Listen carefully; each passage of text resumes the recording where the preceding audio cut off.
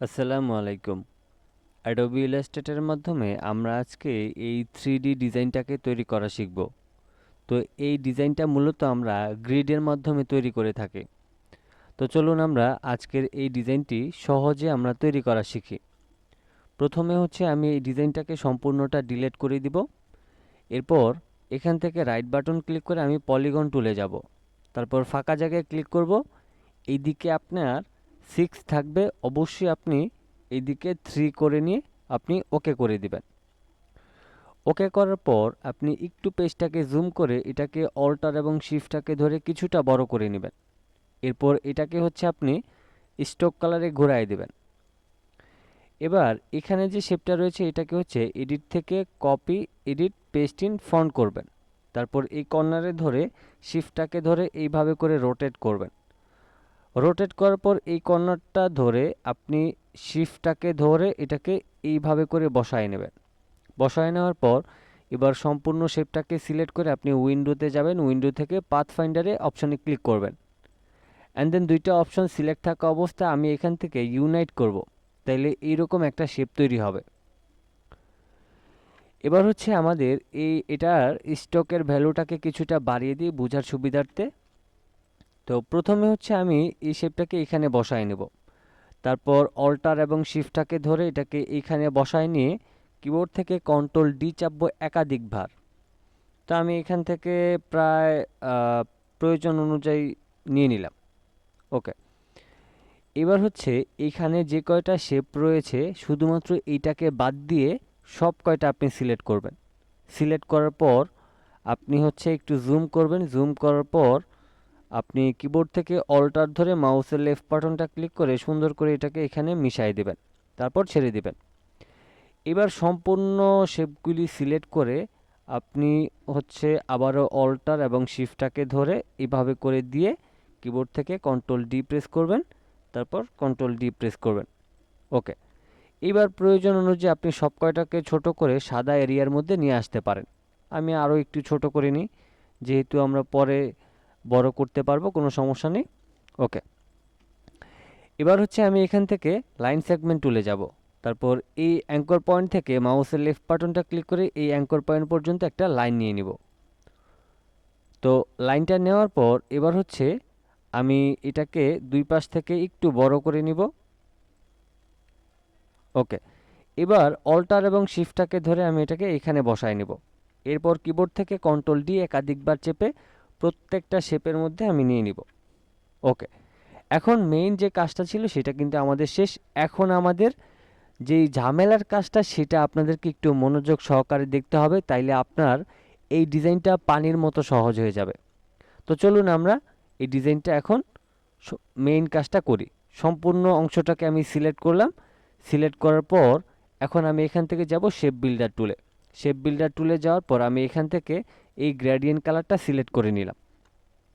একটা জিনিস খেয়াল করবেন, আপনি প্রথম যে শেপটা নেবেন সেটা এইভাবে করে চিন্তা করবেন। যে কোনোখান থেকে নেন না কেন, আপনি এখান থেকেও ডিজাইনটা শুরু করতে পারেন, আবার এখান থেকেও শুরু করতে পারেন, কোনো সমস্যা নেই। আবার উপর থেকেও শুরু করতে পারেন। তবে প্রথম শেপটা হচ্ছে আমাদের অবশ্যই এইভাবে করে আমি নিয়ে নিলাম। ওকে। এখানে একটা শেপ নিলাম। একটু মনোযোগ দিয়ে শুনবেন, নাইলে কিন্তু আপনি এই ডিজাইনটা সম্পন্ন করতে পারবেন না। প্রথম শেপটা আমরা এইভাবে করে নিয়েছি। এরপর হচ্ছে মাউসের লেফট বাটনটা এইভাবে একটা ক্লিক করলাম। তারপর এখান থেকে এইভাবে ক্লিক করলাম। তো টোটাল আমরা কয়টা ঘর গেলাম? একটা ঘর, দুইটা ঘর, তারপর হচ্ছে তিনটা ঘর এবং চারটা ঘর। চারটা ঘর পর্যন্ত আমি এখানে গিয়েছি। হিসাবটা কিন্তু এভাবে আপনাকে করতে হবে। এরপর হচ্ছে আপনি মাউসের লেফট বাটনটা আবার এখান থেকে ক্লিক করবেন। তারপর এখান থেকে ক্লিক করবেন। তারপর হচ্ছে আপনি এখান থেকে ক্লিক করবেন। তারপর এখানে ক্লিক করবেন। এবার আপনি এই অংশটাতে শুধুমাত্র একটা ঘর সিলেক্ট করবেন। ওকে। এতটুকু করলেই হবে। এবার আপনি কি করবেন? নিচের দিকে আসবেন। নিচের দিকে আসার পর মাউসের লেফট বাটনটা ক্লিক করে এখানে ক্লিক করবেন। তারপর এখানে ক্লিক করবেন। অ্যান্ড দেন এখান থেকে আপনি উপরের দিকে এখন চলে যাবেন।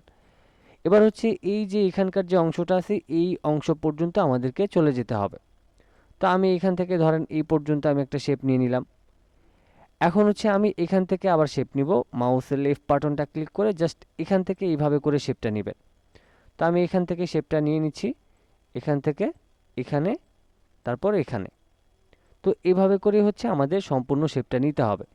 তো আমি এখান থেকে ধরেন এই পর্যন্ত নিয়ে নিলাম, তারপর হচ্ছে আমি এখান থেকে আরেকটা শেপ নিলাম, এবার এখান থেকে এটা পর্যন্ত নিলাম, তারপর এটা পর্যন্ত নিলাম, এবার এখানে একটা ক্লিক করে দেব। ওকে, এখন আমাদের শেপটা কিন্তু তৈরি হয়ে গিয়েছে। আমি যেভাবে দেখিয়ে দিলাম এভাবে দেখে আপনাদের করতেও অনেকটা সময় লাগবে আমি জানি।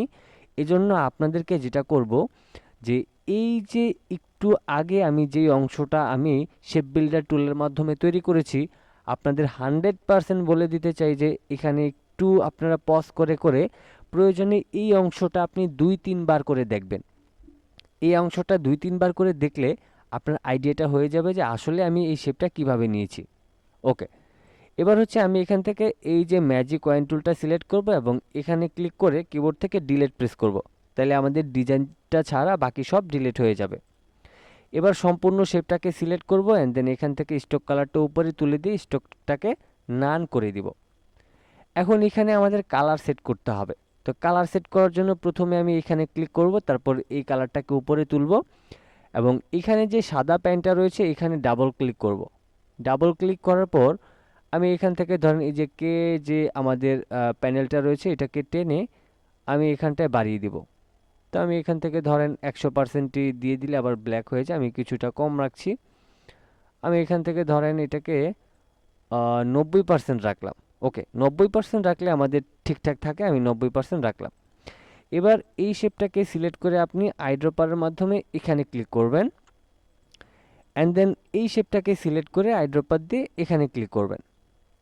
ওকে, এবার হচ্ছে আপনি এই শেপটাকে সিলেক্ট করে আইড্রপার দিয়ে এখানে ক্লিক করবেন। আপনার এখানে কালারের কোনো ঘোরাঘুরি করার কোনো প্রয়োজন নেই, আপনি জাস্ট সিলেক্ট করবেন অ্যান্ড দেন আইড্রপার দিয়ে ক্লিক করে দিবেন। ওকে, এবার আমি এটাতে সিলেক্ট করে আইড্রপার দিয়ে এখানে ক্লিক করে দিলাম, তারপর হচ্ছে এখানটায় সিলেক্ট করে আমি আইড্রপার দিয়ে এখানে ক্লিক করে দিলাম। ওকে, এখন এখানে হচ্ছে দুইটা কালার একই পাশে চলে আসছে, মনে হচ্ছে এই কালারটা, এটাকে আমি রিভার্স করে দিব অ্যান্ড দেন এই কালারটা এখন ঠিকঠাক রয়েছে। এখন আমাদের মোটামুটি শেপ কিন্তু তৈরি হয়ে গিয়েছে। তো এখন এখানে হচ্ছে আমাদেরকে এই শেপটাকে একটু রিভার্স করতে হবে, আমি রিভার্স করে নিলাম। মেবি এটা আগেরটাই ঠিক আছে, আমি আবার রিভার্স করে নিলাম। ওকে, আর এখান থেকে হচ্ছে এই কালারটাকে আমি চাইলে রিভার্স করে নিতে পারি, তাইলে মেবি আমাদের সব ঠিকঠাক থাকবে। এখন হচ্ছে আমি এখান থেকে রাইট বাটন ক্লিক করে পেন টুলে যাব, তারপর এখান থেকে আমি এই ফিল কালারটাকে অফ করে দিয়ে স্টক কালারটাকে উপরে তুলে দিয়ে হোয়াইট কালারটাকে সিলেক্ট করব। প্রথমে আমি এই অ্যাঙ্কর পয়েন্ট থেকে এই অ্যাঙ্কর পয়েন্ট পর্যন্ত একটা হোয়াইট শেপ নিয়ে নিব, তারপর এটাকে সিলেক্ট করে প্রয়োজন অনুযায়ী স্টকের ভ্যালুটাকে কিছুটা বাড়িয়ে নিব। তারপর আবারও পেন টুলে যাব এবং এবার উপর থেকে এই পর্যন্ত একটা শেপ নিয়ে নিলাম, তারপর আবারও পেন টুলে যাব, এবার এখান থেকে এখানে সিলেক্ট করব, তারপর আবারও পেন টুলে যাব, এখান থেকে এখানে সিলেক্ট করব। ওকে, এবার কি করব, আমাদের এই যে সাদা অংশগুলি রয়েছে এই সাদা অংশগুলি আমি প্রথমটা সিলেক্ট করে শিফটটাকে ধরে মাউসের লেফট বাটনটা ক্লিক করবেন, করে সব কয়টা শেপকে আপনি সিলেক্ট করে আপনি ইউনিফর্মে ক্লিক করবেন অ্যান্ড দেন এখান থেকে এই অপশনটার উপর ক্লিক করে দিবেন। ফাইনালি আমরা কিন্তু খুবই সহজে একটা গ্রিড লোগো ডিজাইন তৈরি করে ফেললাম, যেটা দেখতে একদম হুবহু 3D একটা ডিজাইনের মতো মনে হয়। তবে একটা জিনিস আপনাদেরকে মনে করায় দিতে চাই, আমি শেপ বিল্ডার টুলের মাধ্যমে এই যে কখন কতটুকু টেনেছি, কিভাবে টেনেছি, এটাতে আপনাদের ঝামেলা হবে।